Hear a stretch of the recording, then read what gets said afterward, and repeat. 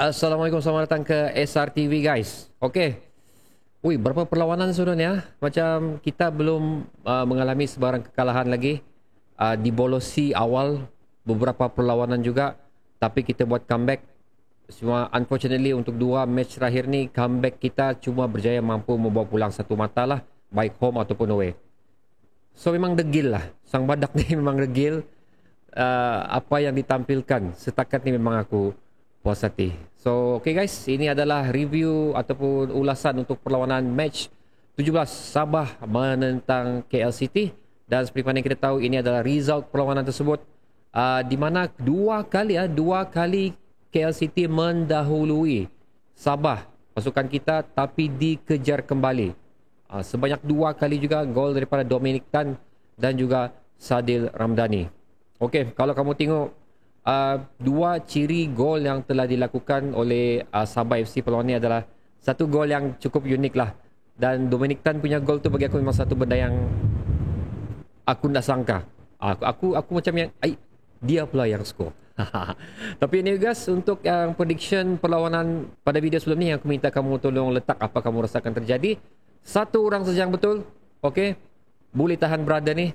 Okey, aku nak tahu apa periuk dia pakai ni. Kalau kau tengok video ni, tolong share dulu apa periuk kau pakai supaya sampai kau boleh the only one yang predict perlawanan ni akan berakhir dengan keputusan 2-2.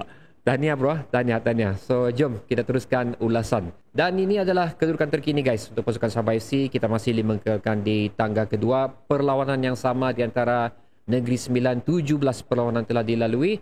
Perbezaan 5 mata. Okey, agak merisaukan pasal again aku mahu Sabah berada di tangga kedua sehingga habis musim 2022 ni.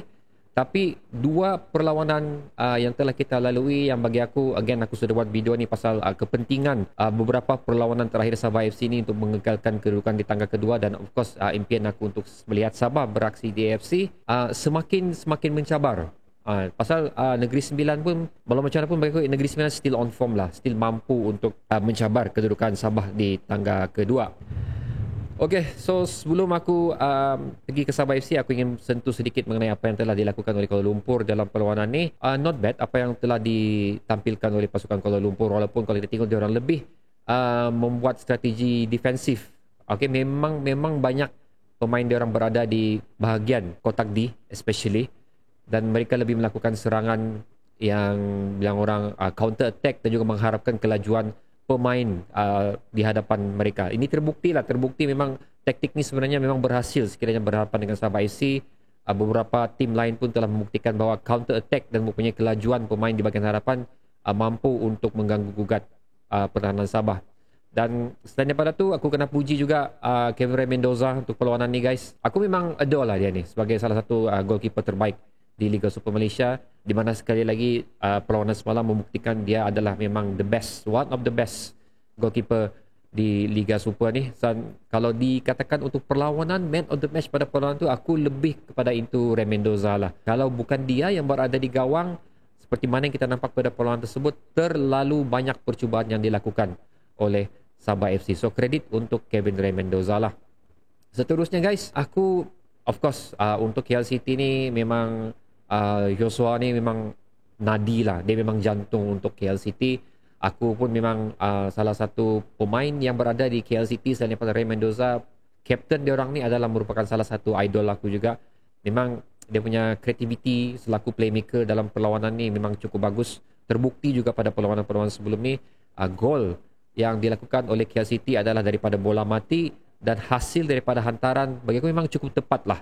Memang dia agak sudah untuk menghantar bola tu di lokasi tersebut dan dapat disambut oleh dua player KL City. Itu yang menghancurkan, dia ni lah sebenarnya menghancurkan harapan kita untuk mengutip 3 mata di Stadium Nikas pada perlawanan semalam. Dan satu lagi yang menarik perhatian aku adalah pemain tempatan ni, Hakimi, kalau aku nak silap nama dia. Aku tak pernah tahu dia ni sebenarnya, tapi waktu perlawanan Sabah dan KL City ni, aku baru first time nampak kelibat dia. So memang not bad. Dia ni ada masa hadapan, satu prospek yang bagus juga sekiranya Sabah berminat lah. Tapi apapun, dia adalah satu masa hadapan yang bagus untuk pasukan Harimau Malaya.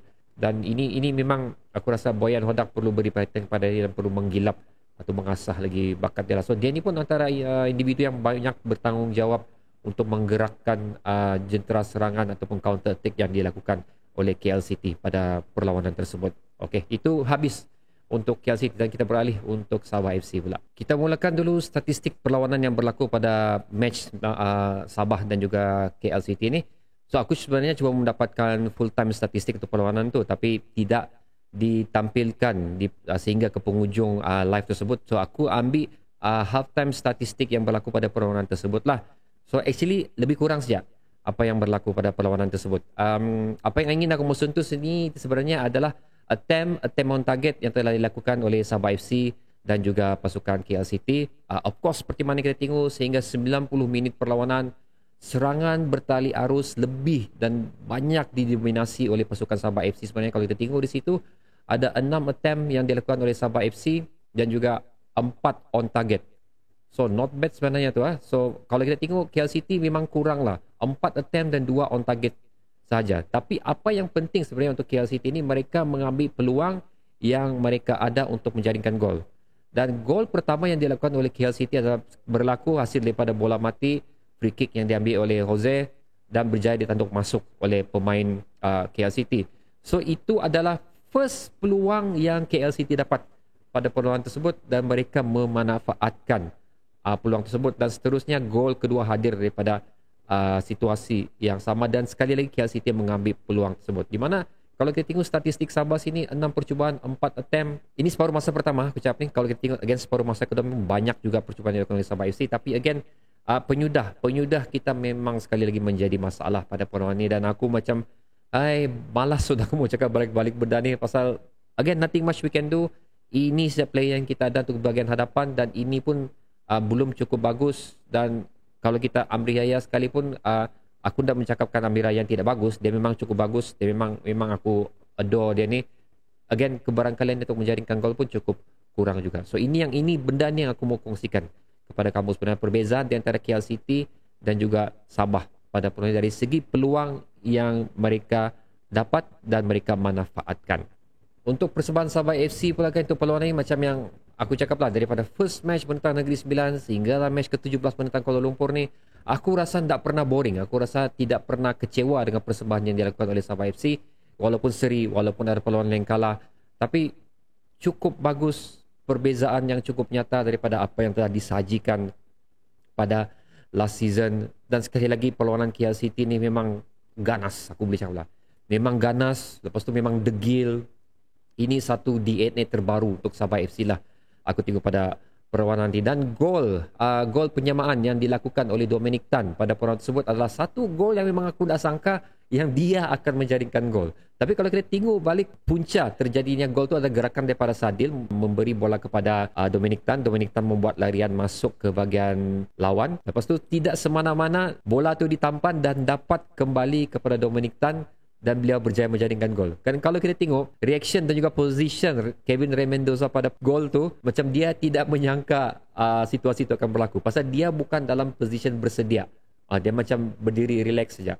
So ini telah aku rasa Dominic Tan memang kebetulan memang cun-cun berada di kedudukan tersebut. Dan terima kasih kerana walaupun dia bukan striker, tapi dia memanfaatkan peluang tersebut. Dan ini adalah gol pertama yang dilakukan oleh Dominic Tan untuk Sabah FC.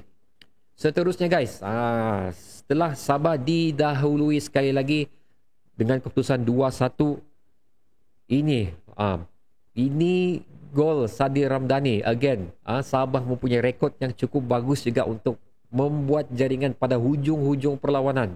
Selalu kita tengok JDT punya makanan ni, tapi lately ni kita tengok Sabah yang mempunyai kehebatan untuk menjaringkan gol pada last minute. Sekali lagi pada perlawanan ini terbukti hasil daripada free kick.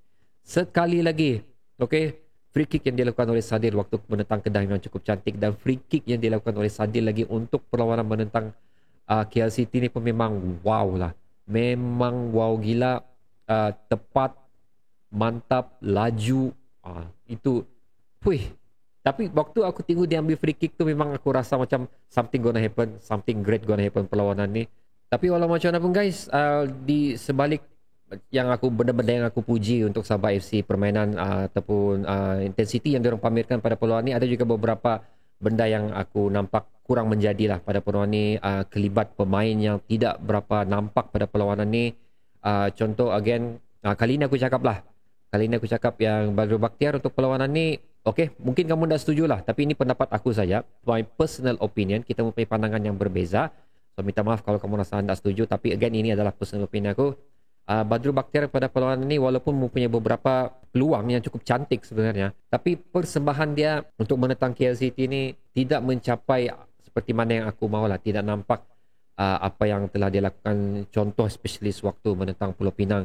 Pada perlawanan tu, even Pak Tisu sendiri pun kelibat dia di dalam padang sepanjang 90 minit ni pun tidak seperti mana yang pernah kita lihat pada perlawanan sebelum ni. Aku dah pasti mungkin ada perubahan taktikal yang dilakukan oleh OKS di mana mungkin ingin menetapkan Pak Tisu lebih posisi bertahan, tapi still kita boleh nampak juga Pak Tisu marah ke hadapan membantu dan juga membuat percubaan. Tapi again, kelibat Pak Tisu untuk perlawanan ini tidak berapa nampaklah sebenarnya. Dan aku di sini ingin memuji Gary Steven Robert pada perlawanan ini.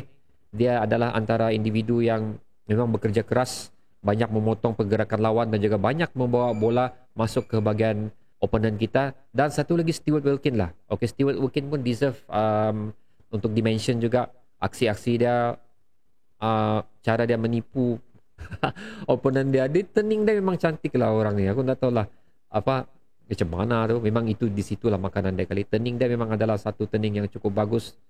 Sering kali menipu pihak lawan sekiranya dia membuat skill tersebut. Dan dia ni even though aku lebih suka untuk melihat Badru Bakhtiar as a playmaker, tapi again untuk perlawanan menentang KLCT ni dan juga beberapa perlawanan sebelum ni, aku lebih nampak peranan Stewart Wilkin ni diberi tanggungjawab oleh OKS selaku playmaker di bahagian tengah, kerana sering kali kita nampak Badru Bakhtiar berada di bahagian forward.